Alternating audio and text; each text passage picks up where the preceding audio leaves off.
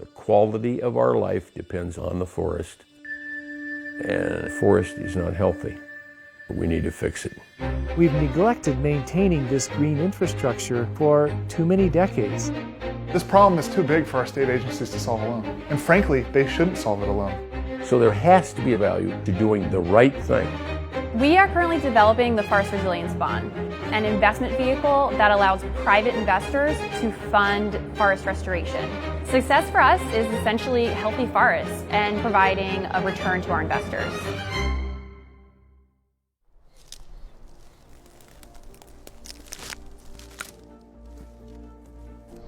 This site's called the Southern Sierra Critical Zone Observatory. It's our most intensive research site for understanding how forest, water, and climate interact.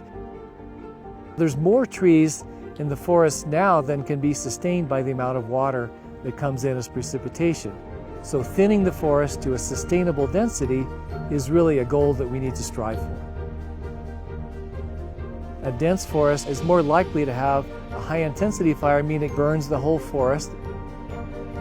The importance of restoring the forest is to reduce the risk of wildfire.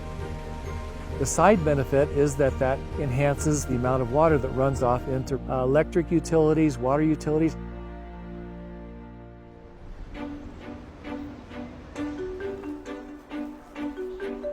Of the 20 million acres that the Forest Service manages here in California, between 6 and 9 million acres are in need of some kind of treatment. We've had a longer fire season. It's cost more and more to fight these really extreme fires. So fire suppression used to be 16% of our budget, and last year it surpassed half of our budget. If we don't start protecting our forests now, our natural resources, our communities, our water resources and utilities are all at risk.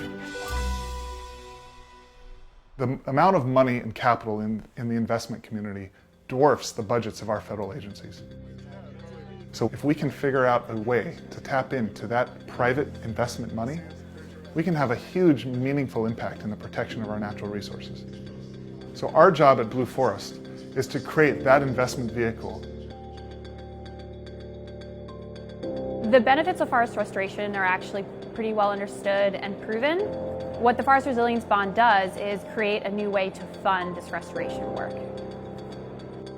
Investors earn a return based on the impacts of forest restoration, and beneficiaries such as the Forest Service, utilities, and even potentially state governments will repay investors over time. For instance, after completing a restoration project, there may be more water available for the utility, and the utility is going to make a payment based on some part of what that's worth to them. So learning how to speak to the Forest Service, speak to the utilities, work with academics and policymakers, and that's the innovative contracting scheme that's going to allow the Forest Resilience Bond to address some of these issues. This is a tall order, and to have a few MBAs show up in your office and talk about having a new approach to forest restoration, it could sound a bit crazy. But not only does this offer positive social and environmental impacts, we're also designing this to offer a market rate return. I think bringing private sector business opportunities to manage forests is really the way of the future. If we care about our water, we need to care about our forests and leverage private capital to protect our natural resources.